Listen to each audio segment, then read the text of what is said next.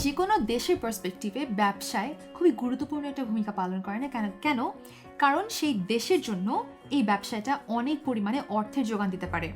আর অর্থনৈতিক কর্মকাণ্ড যত বাড়বে একটা দেশের জন্য সেটা জিডিপি বাড়াবে, সেটা বাড়াবে আমার পার ক্যাপিটা ইনকাম।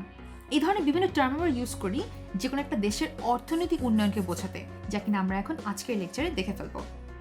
সো বাংলাদেশের অর্থনৈতিক উন্নয়নে ব্যবসায় গুরুত্বপূর্ণ অনেক অবদান রাখছে। সেই অবদানগুলোর মধ্যে প্রথমত যেটা করব তা হলো সম্পদের ব্যবহার এবং সুষম বন্টন।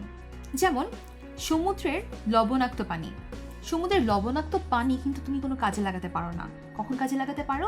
যখন তুমি লবণাক্ত পানিটাকে প্রসেস করে লবণ তৈরি করতে পারছো। এই লবণ দিয়ে তোমার দেশের সমগ্র জনগণের যখন অভাব পূরণ হচ্ছে তখন নিশ্চয়ই তুমি অনেক মুনাফা অর্জন করতে পারছো।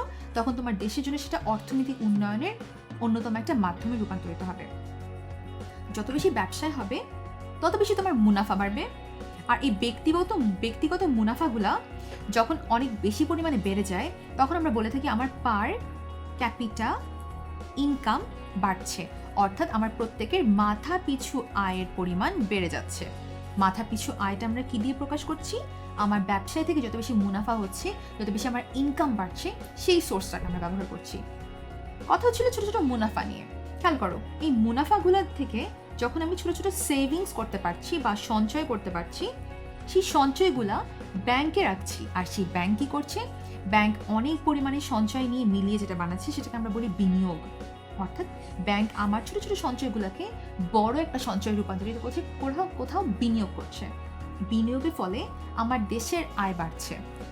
খেয়াল করো, আমার ব্যক্তিগত আয়টা যখন আমার জাতীয় আয় রূপান্তরিত হচ্ছে তখন আমার গ্রস ডোমেস্টিক প্রোডাক্ট বেড়ে যাচ্ছে এবং গ্রস ডোমেস্টিক প্রোডাক্ট বাড়ার মাধ্যমে আমার জাতীয় আয়টাও বাড়ছে।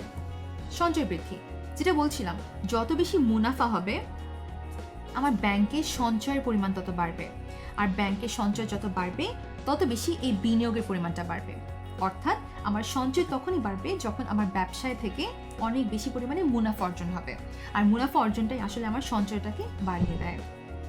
যত বেশি ব্যবসায় হবে তত বেশি তোমার যদি মুনাফা হয় তাহলে যেটা হবে, তোমার এই টাকার উপরে অনেক বেশি সরকার ট্যাক্স ধার্য করবে।